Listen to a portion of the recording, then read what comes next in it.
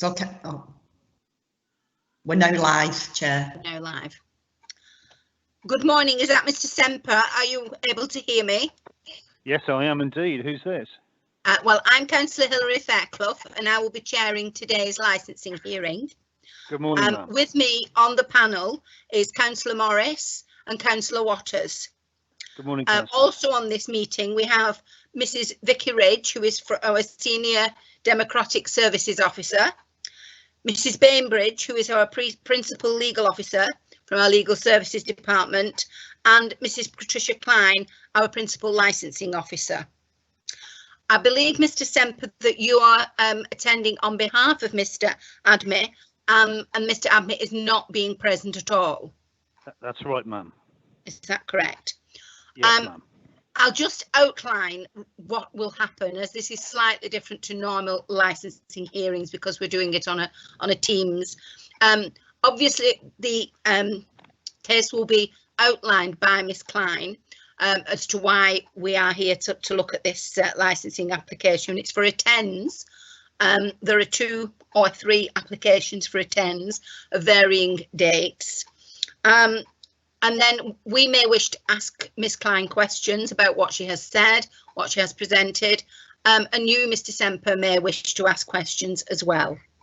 And then you'll be given an opportunity to speak to us and say why you feel that we should allow the TENS for M&M Markets 305 Hallowell Road. Again, we may wish to ask you questions, or Miss Klein may wish to ask you questions. And when we feel that we've got enough information, you will be given an opportunity to sum up, as will Miss Klein, and then we will ask you to leave when the 3 of us on the panel and our legal advisor will make a decision as to whether or not to allow the TENS. So is that all? Are you clear about that? Is that all right? Absolutely. Anything you want to ask me about that? No, very If there good, is anything you're unsure of, just, butt in, as they say. Bless you, ma'am. Okay, so we'll start off with Miss Klein, who will present the case.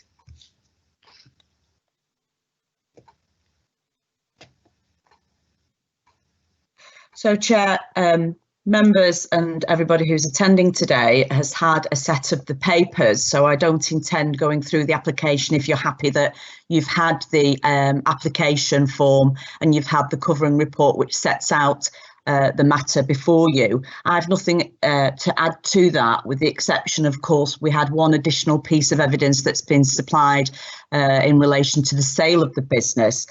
So if you're happy that you've had the report, I'm happy to accept any questions if anybody's got any questions.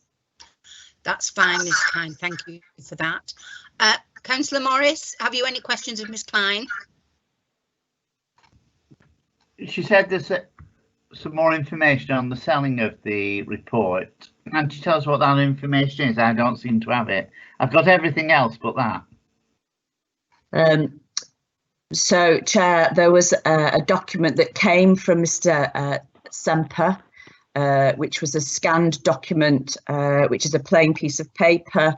I'm calling it a bill of sale. On your documents that came through to you, it's called lease agreement. And it's signed, it says agreement for sale of business, 305 Hallowell Road. And it says the previous licence holder, which was a Mr. Ahmed, had sold the business to Mr.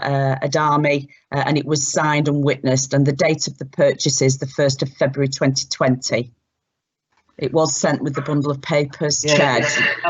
Is that all that came? Yeah, I've got that. Sorry, I've got all that. Yeah, sorry, I thought there was some other. No, Chair, just for clarity, we did ask for a copy of the lease. That obviously isn't the lease, that is a sale of the business. My understanding is that the solicitor that dealt with the lease into Mr. Adami's name was on holiday, so that lease is not available. Okay, thank you. Councillor Waters, have you anything that you'd like to ask? Yeah, just based on the information that we've got, is that bill of sale, is that normal practice? I know, don't get me wrong, I know that you have to have some sort of a bill of sale, but something so basic as that, is that normal practice, or should it be something more legal? No, there's no need for an applicant when they're transferring a premises license to provide us with any evidence. This is a grant of a license, so there's nothing being transferred. So this is a first grant of a premises license to Mr. Adami. So there was no need for any evidence in relation to the previous license, which the committee revoked, to be provided. We asked for the additional information in relation to the sale to aid in relation to dates and also evidence that the business had been sold in light of the fact the previous licence had been revoked due to the illicit tobacco sales. Okay, thank you. Can I just ask, when we asked for the lease to be sent, when did we ask for a copy of the lease? It was only this week, Chair, we've asked for that information. The difficulty with the temporary events, of course, is that they have to be turned over very, very quickly. I think we received this Thursday, Friday last week, and the hearing, of course, was on Wednesday.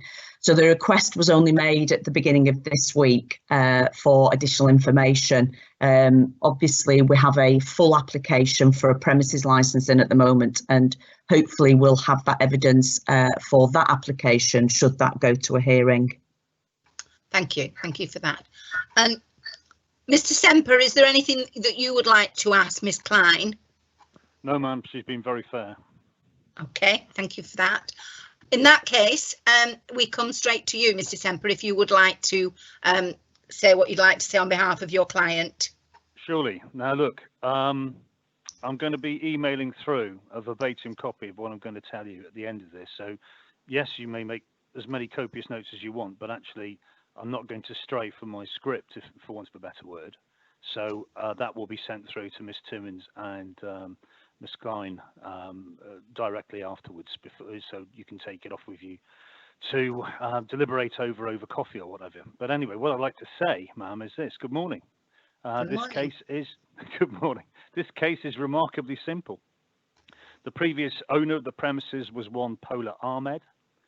Trading Standards officers raided the premises back on the 27th of March 2019 and found a modest quantity, i.e. 17 packets and 6 pouches of tobacco, on the site, which were not legal to sell in the UK. There is no evidence of any selling, and the limits of tobacco for personal use in this country is set at 40 packets and 1 kilo of rolling tobacco, which the amounts of the seizure was clearly under. But that is actually by the by. I only mention it in pointing out that this was by far from being a major seizure of contraband tobacco. So that happened back on the 27th of March. But on the 19th of December 2019, the case of Polar Ahmed was heard before the magistrates. But we do not know whether he attended court in person. He was found guilty of these offences and fined £100. But he was also stung an eye-watering further £1,250 in costs. Now, on the 1st of February 2020, Polar Ahmed sold the business to the current owner, one Mr. Shvan Adami, for £5,000. We understand that Mr. Polar Ahmed then returned to Iraq and has not been seen since. Whether he's ever paid his fine and cost is unknown, but personally, I am doubtful. Now, I've provided a copy of that sale agreement, which is before you. The new lease was drawn up by MCR, that's Mike Charlie Romeo Solicitors of Stockport, and I've got the postcode for you, it's M193WX. And the annual rent is £5,400 per annum. I would provide a copy of the lease agreement, but for the fact that the solicitor is on holiday this week, but I'm sure that's going to be made available for you in the event of any hearing further upstream. Now, on the 3rd of July 2020, some 16 months after that raid, the premises license was reviewed and then revoked. I can only assume that Polar Ahmed did not attend that hearing, as he has not held a proprietary interest in that business for some 5 months past.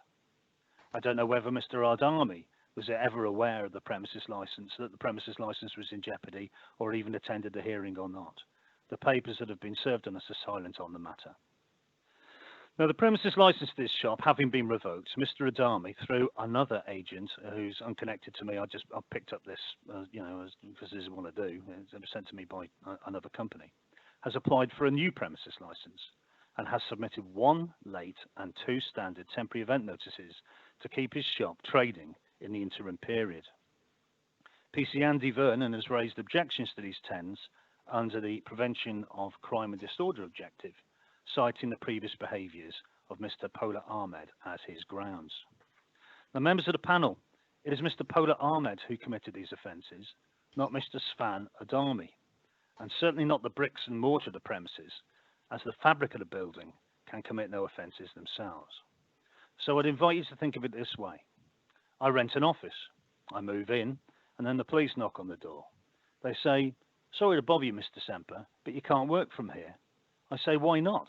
And the officer says, "Because a drug dealer used to work and sell controlled drugs from here, that's why." Well, folks, that argument doesn't stand up. That's not how it works. It is true that the police can object to a 10 on any of the 4 licensing objectives. This one has been brought under the Prevention of Crime and Disorder objective only, and it is to this objective alone that you must address your minds. Now, this is an evidence-based process. We're here to test the evidence and come to a decision based upon it. However, there is effectively no evidence with respect, and I'll explain why. 1.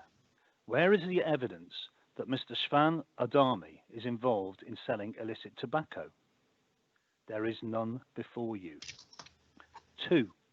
Where is the evidence that these premises have continued to be used for the sale of illicit tobacco since March 2019? There is none before you. 3. Where is the evidence that these premises have come to adverse notice since the 1st of February 2020, when Mr. Adami took over the business and signed for the lease? There is none before you. And lastly, where is the evidence of the extant and ongoing crime and disorder issues under the current regime that PC Vernon seeks to prevent? There is none before you. Speculation as to what might happen in the future is specifically ruled out in the dictum of the Thwaites case, which will be well known to Mr. Bainbridge, which he and you no doubt, and he will tell you, it's a QBD case, it's a Queen's Bench Division case, and therefore it sets a binding precedent over these proceedings today. In it, and I'll give you the paragraphs where she says it, Her Honour Justice Black stated at para 46, "It is fair to conclude in the circumstances that they," the panel in this case, "proceeded upon the basis that there was no reliable evidence of actual problems linked to the premises." And at para 63 she concludes, "They," the panel, in this case, not you obviously, "proceeded without proper evidence and gave their own views excessive weight, and their resulting decision limited the operation of the premises without it having been established that it was necessary to do so in order to promote the licensing objectives. In all the circumstances, their decision was unlawful and it must be quashed." Now that's how that eminent judge wound up that case. I therefore, and with the utmost respect, must impress upon you, the panel, to only be actuated by reliable evidence of actual problems. Now let me be clear. Nobody's disputing that Mr. Pola Ahmed may have sold illicit tobaccos from these premises nearly 18 months ago, back in the heady days of March 2019. I'm just asking to see some, indeed any, evidence that Mr. Adami has sold illicit tobacco from his shop, or has ever been involved in any form of crime or disorder, and certainly since he took over that business on the 1st of February. It is my submission that to refuse him these 10s, or indeed a premises license, in the absence of any such proper evidence, would be very wrong. You should not be persuaded to penalise this applicant for the failings of another at another time, outside his knowledge and beyond his control. You have not heard one word of evidence against the applicant, Mr. Adami. You cannot fail to see that to refuse him on the grounds of the failings of another could not be right, or indeed even lawful. And so, I conclude my presentation by urging you to grant this modest application in the form that it has been applied for. Thank you very much. I'm done, ma'am. Thank you, Mr. Semper. Councillor Morris, have you any questions of what Mr. Semper's said? No questions of what he said. Can you give us a reason why his client hasn't turned up to this hearing? I've not actually had personal contact with him. Okay, he's the client of a company called Licensing House, which are temporarily based, I think, in Northern Ireland. They couldn't get over to this hearing today, and therefore I agreed, as I do on numerous occasions, to take this case for others. Okay, I made efforts to contact the Greater Manchester Police all through last week. Because I expected the police to take a view on this, and indeed was guided that way by the supervisor of the neighbourhood teams for Bolton. Okay, and I was subsequent to that, that they're not here before you to explain their decision making, and I rather gained the impression that this was going to be a hearing based on the papers before you and my submission, i.e. a paper hearing. Okay, so that is why I have not insisted upon my client being here. This is what it is. The police have objected to the TENS under the crime and disorder objective, and I'm explaining to you how, in my submission, there is no evidence of crime and disorder against this applicant, sir. Yes, I understand that, but it's more than just the police evidence we would have been taking. But okay, you've explained why he's not here today. I do hope that when he goes for the full licence, he does appear before the committee. Sure no further questions, sir. Councillor Waters, do you have any questions? No, I've not got any questions. Councillor Morris has asked what I was looking for. Thank you. Could I just explore a little bit further? I mean, I can understand you saying that you've spoken to the police and that you felt this was just going to be on all the evidence before us, but I'm sure as an experienced representative, you will know that we would want to ask questions of Mr. Adame. So I'm going to ask you the questions I would have asked him. Clearly, if you don't know, because you've never met him, I understand that, but I think it's only right that you know what we would have asked. Yes, so yes. I would just like some information, if possible, on how Mr. Adame came to buy the business. Did he know Mr. Paul Ahmed before? Had he seen it advertised? Any information at all as to how he came to buy the business? I don't rightly know, ma'am, and to be honest with you, I haven't addressed my mind to it because there is perhaps outside the ambit of the temporary event notice and counter notice. Right. I get where you're going, and clearly for the full hearing, he will be here, and he will be able to answer those questions. But, yes. But I've been tasked, for want of a better word, to address the case papers in front of you, and the issues on law and procedure. And so I'm sorry, I can't answer the answer. No, I understand, and I accept that you may not be able to do, but certainly in my experience, we have always asked a number of questions. We obviously need to be satisfied that Mr. Adame is, for want of a better word, a fit and proper person to be holding this licence, and so we would want to know what, if any, contact he's had with the business previously. I'm just wondering, again, I accept you probably won't know the answer, but I feel it's only right that I should ask you. Did Mr. Adame, did he work in the shop before he decided to take it over? Do you know of that? I don't, ma'am. No. I quite understand where you're coming from for the fit and proper person test. That still exists in Scotland. I'm recently qualified for a qualification in Scottish licensing. That still exists, but actually it was abolished by the 2003 Act. I'm not trying to be funny. No. And I accept what you're saying. Don't for the slightest second think that that was any form of criticism. Clearly, in your role as a licensing authority, you want to make sure that good people are running good businesses, and I get that. It's just that I would not be addressing the scent of fit and proper person test at a hearing to do with a notice and counter notice on a 10, ma'am. You know, that will be heard in about 2 or 3 weeks when the main application that will be addressed. And picked over at the main hearing, which will probably happen in about 2 or 3 weeks. Right. In that case, I presume you're not going to. Does Mr. Ahmed have other shops? Do you know of that? No, ma'am, I do not.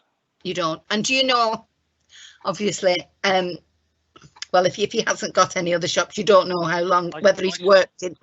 I suspect that he doesn't. I suspect that he doesn't because he has qualified in his licensing exam. This is my information, okay? Well, whether, you know, it's my understanding, right? But he has qualified with the British Institute of Innkeepers awarding body and for his level 2 qualification.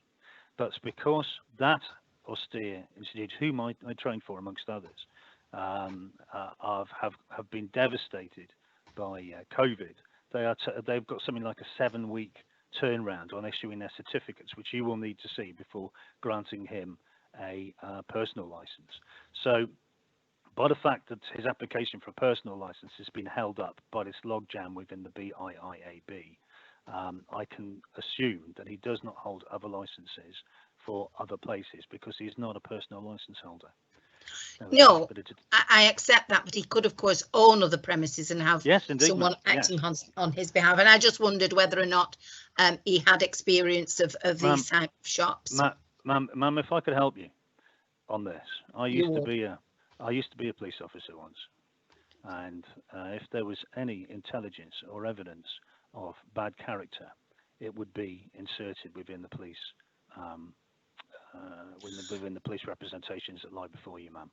To be honest, Mr. Semper, I wasn't looking for bad character at all. What I was looking for was whether or not he had experience, whether or not this was something that he was well familiar with. That was. I wasn't looking to see whether or not he was in any way a bad character at this point. Sorry, yeah, no, bad word. Had he been if he had been a previous owner, occupier, employee of that business, I'm sure the police would have included that in their representations, ma'am. Yes, thank you. I think that more or less concludes everything that I wanted to ask at this time. Ms. Klein, is there anything that you would like to ask? Yes, please, Chair, if I could, thank you. Mr. Semper, can you just confirm then? So the shop was purchased by Mr. Adami on the 1st of February this year? That's my understanding, ma'am, yes. Okay, and the shop has continued to trade since that date? That's my understanding, ma'am, yes. It's selling alcohol off sales? I do not know. I do not know. Okay, I've got to be very I've got to be very careful here because I don't know, and there's no evidence from the police in front of us saying that he has been selling. So I do not know. I've not actually physically been to the shop. I'm sure your trading standards and police officers will and licensing officers will know the reality around that because clearly it's part of their role to check up on these things. Okay, so I think we're all aware that M&M Mini Market, of course, was linked to illicit tobacco sales, and there was a successful prosecution in December. And is it right to say then that 6 weeks later, Mr. Adami purchased this business? Yeah. Well, following the successful prosecution? Yes, but the premises was raided actually on the 27th of March, and it took 9 months to bring it to court, I think. Yes, sorry, I was just confirming that the prosecution was in December and 6 weeks later, Mr. Adami purchased the business. So when we visited site on the 28th of February and the 19th of March, the 28th of February was to put up the review notices on the front of the premises. Mr. Adami, who was the business owner at that point, would have been aware that these notices had gone up, which said the licence was going to be reviewed. Ma'am, you're telling me stuff I don't know. I do not. I do not and could not challenge you on that. We went again on the 19th of March to check the notices were in place, and again they were in place, and they outlined that the premises licence was going to be reviewed. When we attended on the 28th of March, we served the papers at the shop, that's the review application, on behalf of the Trading Standards Department. He would have been aware of that, no doubt, given that he was then the owner of the business. I don't dispute what you're saying, ma'am. I'm hearing what you're saying, and clearly this will be relevant in about 2 weeks' time at the premises license hearing. But I'm just not sure of its pertinence on the notice and counter notice issue. Okay. Well. Secondly, you mentioned that he's not been involved in any type of crime or disorder or any offences. That was part of what you said. No, it wasn't. It wasn't. I said there's no evidence before the panel to that effect. Okay. So are you able then to confirm for me, between the 1st of February up until the point that the application, the licence was revoked, who was authorising the sale of alcohol at the premises? No, ma'am, I cannot confirm or deny that because it's outside my knowledge. Can you confirm then that Mr. Adami, prior to the licence being revoked, had transferred the premises licence into his name? Again, that is outside my knowledge, ma'am. So Mr. Adami owns the property from the 1st of February, continues to sell alcohol, doesn't hold a personal licence. Ma'am, with respect, I've not seen, you may be right, but I've not seen any evidence, and there's no evidence before the panel that he did sell alcohol. Okay. Well, the alcohol certainly was on display because we've actually been in the shop and seen it on the 2 dates that we visited. Well, ma'am, you're reducing new evidence before us, Sorry, well, yeah, I get that. Sorry, I was just answering your question. You said there was no evidence, and I was answering your question to say that we've been in the shop. Well, just finally then. No, I was very specific on that. I said there's no evidence in the papers before the panel, ma'am. Yes. Okay. Sorry. Very specific. So Mr. Adami's new personal licence, which of course would permit him to be the DPS at the premises and authorise the sale of alcohol. My understanding that was issued on the 10th of July this year, and he hasn't held a personal licence prior to that date, so couldn't authorise the sale of alcohol because he didn't hold a personal licence, and the premises licence was in the previous licence holder's name until it was revoked earlier this month. Is that true? Ma'am, I don't know, because this is the first I've heard of it, and this is new evidence, and clearly I would have taken instructions on it. But you know, I don't want to wish to be rude, but this is something for 2 weeks' time. Not and with respect, I believe it's probably outside the ambit of the notice and counter notice. Well, I disagree with you. The original licence was revoked due to poor management of the shop by the previous owner. And I would suggest that Mr. Adami is demonstrating poor management of the business by not having a licence in place to allow him to sell alcohol, or anybody on the shop that would actually authorise the sale of alcohol, even though he would have had knowledge because the notices were clearly displayed at the shop. But Ms. Klein, this is evidence you should have adduced long before this hearing. Okay. I am addressing the evidence. The notice, the counter notice that's been given by the police. Sorry, the objection that's been given by the police. Okay, there was a method whereby the licensing authority, acting as responsible authority, could have made these submissions in good time for this hearing, and I could have gone off and sought further instructions. Okay.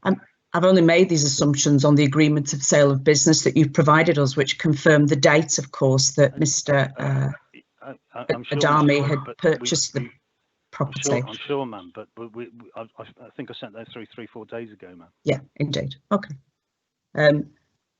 Just one final question, Chair. I just wondered who's going to be in the shop managing the day-to-day business, opening the shop, ordering stock, being behind the counter, and I wonder if that could be confirmed to us, please, the number of staff and who will be actually in the shop, given that Mr. Adami doesn't live locally, as far as I'm aware. So I just wondered how that operation is going to work. Is that not addressed in the application that you're going to be hearing in a couple of weeks' time? Is there not a manager by the name of Razgar there, ma'am? I don't know. I'm asking you, Mr. Semper, if you could confirm how the business is going to be run, and Mr. Adami's involvement in that business. This information, like I say, I have confined myself to what I believe we should rightly be discussing today. However, the shop manager, this is information already within your possession. In the original application, the Section 17 application, it says that the manager is a guy called Resgar, and his mobile number is 07402 627773. So, you know, that's about as far as I can take you on that. Okay. Thank you for that. I think that's explained one or two things for us, and thank you, Mrs. Klein. I think we'll move on now. I think we're getting towards the summing up. Is there anything further that you need to say, Mr. Semper? I realise that you're going to send us a copy of what you've said, and obviously we have made some notes on things that we felt were of interest. But is there anything else that you would like to say in summing up? No, ma'am. Yes, I'm sorry, there is, but it's actually just to repeat my earlier point without boring you. This hearing is about the evidence placed before you by the police and our response to it. It is not about newly adduced stuff that's been produced today that I wasn't aware of. And you know, had I been aware of it a few days ago, I would be in a stronger position to answer it. But the fact that I'm not in that strong position isn't entirely my fault. Okay, I just reiterate, and I throw myself on the good auspices of Mr. Bainbridge here. Okay, this is an evidence-based. Before you say that, I may just correct you slightly, because clearly it's a Mrs. Bainbridge. I'm sure she won't be offended in the slightest. I am very sorry. I don't know how I may as well make it the right person. Yeah, indeed. And my notes, look at my notes here. I've got I make copious notes myself, and somehow I've misheard you, and I've written down Mr. Bainbridge beforehand. No, you don't have to apologise. No, this is the problem with the technology. So, big apologies all round, Mrs. Bainbridge. I will to Mrs. Bainbridge in particular. This is an evidence-based process, based on the evidence that was laid before you in the application for the 10, not for the main premises licence, in the objection made by PC Vernon, and on the counter notice. Okay, that is what we must address today. Yes, I understand you've got some nervousness further upstream. That's fine. You know, I like I say, I hadn't been a licensing consultant all my life, and I understand where you're coming from on that. And I am sure that they will be addressed further upstream in 2 weeks or whenever that application hearing is heard. But in the meantime, the police have offered no evidence of Mr. Adami being involved in selling illicit tobacco. They've offered no evidence of the premises being continued to be used in the sale of illicit tobacco since March 2019, like 18 months. Okay, there is no evidence that the premises have come to adverse notice from the first to second. With respect to what Mrs. Coyne says, this is all news to me, but on the papers in front of you there isn't. And 4, there is no evidence of an extant, of an ongoing crime and disorder issue under that current regime. Okay, and it's to do with crime. This is to do with crime and disorder because it's under that licensing objective that the officer has made his objection. And that's me done, ma'am. Thank you very much. Thank you. Thank you for that, Mr. Semper. I'll just ask Ms. Klein if there's anything she needs to sum up, and then I will ask Mrs. Bainbridge if there's anything that she wishes to comment on the legal arguments that you've put forward. Thank you. Mrs. Klein? No, Chair, just obviously to remind members that the premises have been linked to illicit tobacco. It was proven by a successful prosecution in December last year. Mr. Adami purchased the business 6 weeks after. Mr. Adami is new to the business. He was only issued his personal licence 2 weeks ago, so I do question how he would have the ability to deal with problem premises and the illicit tobacco. And it's becoming clear that maybe he has a manager running the business, not himself. The options for you to consider today are outlined on pages 7 and 8 of the report, but I've nothing further than to add. Thank you for that, Ms. Clark. Mrs. Bainbridge, is there anything that you would like to comment on about what's been said today? Thank you, Chair. I've nothing further to comment, save to say that your considerations are in relation to the objection of crime and disorder from PC Vernon. Thank you for that. Right, well, Mr. Semper, that brings your part of this to an end at the moment. We will go into a different meeting and we will discuss what you've put forward. I'd like to thank you very much for your attendance today, and we will let you know certainly within 5 days of our decision. I'm not sure, I'm saying this now and I could be entirely wrong. I'm not sure whether or not we will also give you a ring later today just to confirm verbally. Yes, but perhaps, I believe that one of the 10s is due to start very shortly, ma'am. Right. So the earlier you can make a decision, it would be very appreciated. Well, we will make the decision today. I can assure you of that. But under normal circumstances, we would have brought you back and I would have read out our decision. But since we started on the Teams meetings, we don't do that now. But I think you will receive a phone call later today to say what the decision has been. But that will be followed up by it in writing within 5 days. Am I correct there, Mrs. Ridge?